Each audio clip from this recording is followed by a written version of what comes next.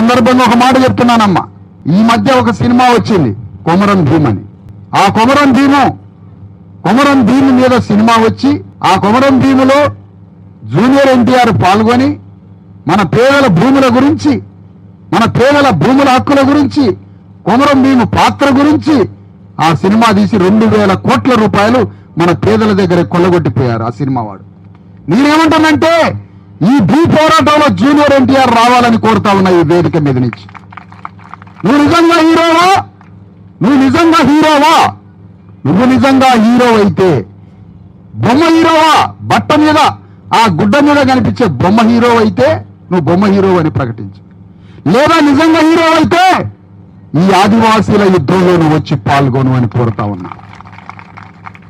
Junior NTR ఇల్లు ముట్టరు కూడా ఇవాళ పోరాటానికి నువ్వు రాకపోతే, లేదంటే ఈ కథ మా ఆదివాసీలకు చెప్పి, మా అణగారిన వర్గాలకి ఈ కథ చెప్పి, కొమరం భీమ్ అనే కథ చెప్పి ఎన్ని వేల కోట్లు వేసుకుపోయిందో?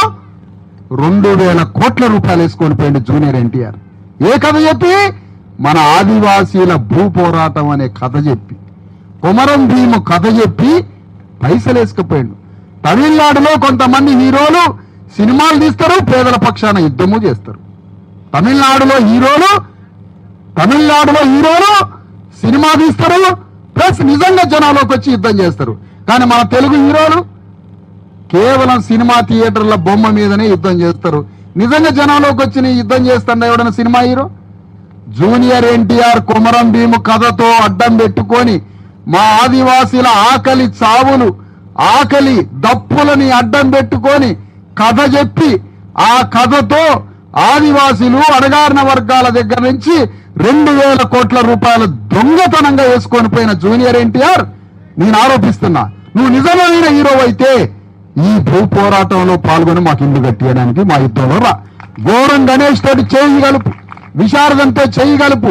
ఈ ఆదివాసుల యుద్ధంలో జూనియర్ ఎన్టీఆర్ పాల్గొనాలి. జూనియర్ ఎన్టీఆర్ పాల్గొనకపోతే ఆదివాసీల యొక్క చురకలు అంటుతాయి. నీవు నీ సినిమాను బ్యాన్ చేసుకోవాలా దేశవ్యాప్తంగా. ఆదివాసీలు తమ ఇంటి కోసం, కరెంటు కోసం వాళ్ళ నాన్న విజయేంద్ర ప్రసాద్, ఎవరు విజయేంద్ర ప్రసాద్? ఎవరు? ఆ కథ రాసిన ఆయన అందులో పాల్గొన్న జూనియర్ ఎన్టీఆర్ ఒక్క కరెంట్ వేయడానికి వచ్చిందా? 1,000 కోట్ల రూపాయలు మనల్ని అడ్డం పెట్టుకొని తీసుకున్నాడు కదా, మరి కరెంట్ వేయడానికి వచ్చిందా? రాలే. కానీ మనం ప్రతి ఒక్కరిలో సినిమా చూసినాం, 200 రూపాయలు ఇచ్చి సినిమా చూసినాం.